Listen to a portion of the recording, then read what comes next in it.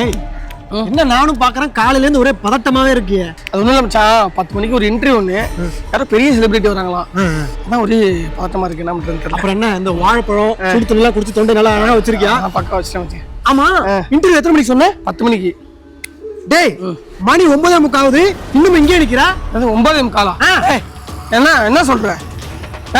8:45 தான்டா ஆகுது. 9:15 பஸ் வரும், பிடிச்சி நான் போயிடுவேன். அதுதான் இது பண்றேன். டேய் அங்க பாருடா, மணி 9:30 ஆகுது. ஓ போன்ல டைம் தப்பா வருதுடா. ஐயோ 9:45 டைம் ஆச்சு மச்சான். பஸ் வர பிடிக்கும். எங்க குடு டைம் ஆகுது. நம்ம பஸ் பிடிச்சி ஃளைட்ல போனாலே உன்னால கரெக்டா போக முடியாதா? இந்தா புடியா வண்டி, இது எடுத்துட்டு போ. மச்சான் மச்சான் தெய்வம்டா, தேங்க்ஸ்டா தெய்வம்டா. வா சொல்றா என்னாச்சு?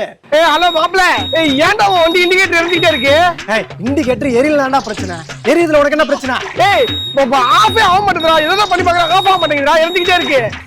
அது அந்த பிரச்சனை ரொம்ப நாளாவே இருக்கு. என்ன பண்ணு, வண்டி நல்லா ஃபாஸ்டா அடிச்சு ஓட்டு. நல்லா அந்த மேடு பள்ளத்தெல்லாம் ஏறி இறங்கினா ஆட்டோமேட்டிக்கா அது ஆஃப் ஆயிடும்டா. மாப்ள, ஏன்டா வண்டி லெஃப்ட்ல திரும்பும்போது ரைஸ் ஆகுது?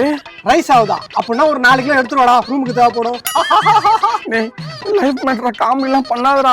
அது லெஃப்ட்ல திரும்பினா அந்த ஆக்சிலேட்டர் கேபிள்னால ரைஸ் ஆகும் தான். ஒன்னே லெஃப்ட் திரும்ப சொன்னா நீ ரைட்லயே போ. மாப்ள என்னதான்டா பிரச்சனை? ஏன்டா வண்டி கீழே விட மாட்டேங்குது?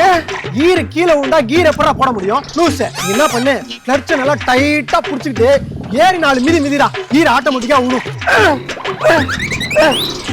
உனக்கு என்னதான்டா பிரச்சனை? நானும் பார்த்து